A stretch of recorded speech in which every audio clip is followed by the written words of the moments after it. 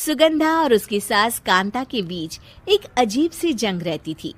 ये जंग थी किचन में कौन ज्यादा अच्छा काम करेगा और घर के सदस्यों के दिल जीतेगा। और उनकी इस जंग में हमेशा कुर्बान होते थे उनके दोनों पति। कैसे? आइए देखते हैं इस किचन पॉलिटिक्स की कहानी में। एक दिन किचन में, माँ जी, आज मैं बना रही हूँ मेथी की सब्जी। इस खाने से घर वालों के पेट की सारी समस्या खत्म हो जाएगी। और मैं बना रही हूँ तड़के वाली छाछ, जिसे पीते ही गैस की समस्या कभी नहीं होगी। दोनों अपने अपने खाने को लेकर टेबल पर पहुंच जाती हैं। तभी सुगंधा के ससुर उसकी बनाई सब्जी की तारीफ कर देते हैं। अरे वाह, मेथी की सब्जी भी बनी है, बड़ी ही स्वादिष्ट है। वाह बहू वाह। अरे बहू, लेकिन इसमें इतनी सारी मेथी बर्बाद करने की क्या जरूरत थी? देखिए माँ जी, ये तो वो मेथी है जो आप रात में भिगोकर सुबह उसका पानी पीती हैं, और जो मेथी फेंक देती हैं उसी से मैंने ये सब्जी बनाई है। अरे वाह बहू, तुमने तो बड़ा ही समझदारी का काम किया। बस अब क्या था, कांता जी का तो मानो ये सुनकर खून ही सूख गया। वो फैसला कर लेती है कि किसी भी तरह वो अपने खाने की तारीफ लेकर ही रहेगी और सुगंधा को किचन में उसकी कमियां गिनाएगी। कांता फ्रिज खोलकर देख रही होती है और फिर सुगंधा से कहती है, अरे बहू, ये क्या, पूरा फ्रिज गंदा पड़ा है। तभी वहां सुगंधा का पति आ जाता है। वो सुगंधा को डांट कर कहता है, सुगंधा, तुम्हें कितनी बार कह रखा है कि वायरस फैल रहा है, साफ सफाई का पूरा ख्याल रखना है, लेकिन तुम किचन में इतनी गंदगी रखोगी तो कैसे चलेगा। सुगंधा सास की तरफ देखती है जहां वो मुस्कुरा रही होती है। सुगंधा समझ जाती है कि सास ने उससे बदला लेने के लिए ये सब किया है। दोनों रात के खाने की तैयारी में लग जाती हैं।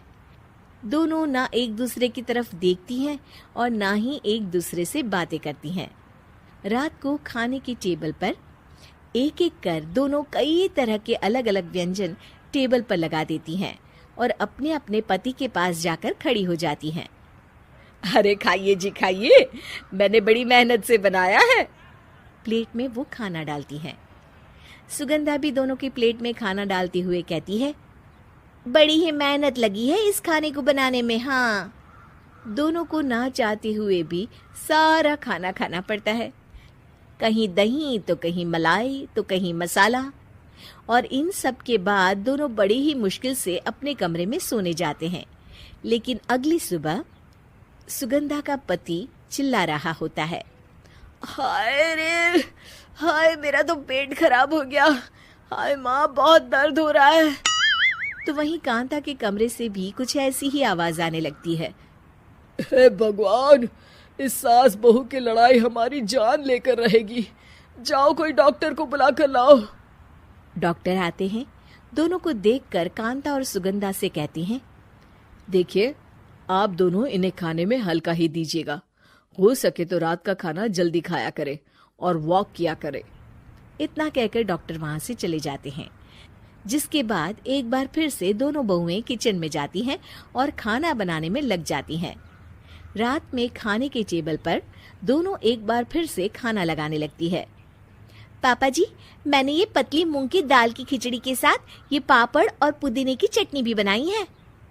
अरे बहू, अभी अभी बेचारे पेट की बीमारी से गुजरे हैं, इतना भारी खाना तो डॉक्टर ने भी मना किया है ना। देखिए, मैंने आप दोनों के लिए सूप बनाया है। और दोनों उन लोगों की प्लेट में खाना डालने लगती हैं। तभी दोनों एक साथ बोल पड़ते हैं, बस करो, हमें माफ करो, हमें नहीं खाना इस घर में ना खिचड़ी और ना ही सूप। हम इंसान हैं, एक वक्त में एक ही खाना खा सकते हैं। बस करो, हमें माफ करो, हमें नहीं खाना इस घर में ना खिचड़ी और ना ही सूप। हम इंसान हैं, एक वक्त में एक ही खाना खा सकते हैं। इतना कहकर वो दोनों वहां से चले जाते हैं। कहानी का अंत। आप लोग उम्मीद कर रहे होंगे कि अंत में सब ठीक हो जाएगा। नहीं जनाब, अगर सास बहू के बीच सब ठीक हो जाए तो आप ये सीरीज देखे ही क्यों? तो मजा लीजिए इस चैनल में सास बहू से जुड़ी कहानियों का, क्योंकि ये ऐसा रिश्ता है जिसकी मिठास उसकी खटास में हमेशा ज्यादा ही रहती। उम्मीद है कि आपको हमारी ये कहानी पसंद आई होगी। कृपया हमारे चैनल को सब्सक्राइब करें और सभी अपडेट्स के लिए बेल आइकन जरूर क्लिक करें। और हाँ, वीडियो लाइक और शेयर करना मत भूलिएगा। Bye bye.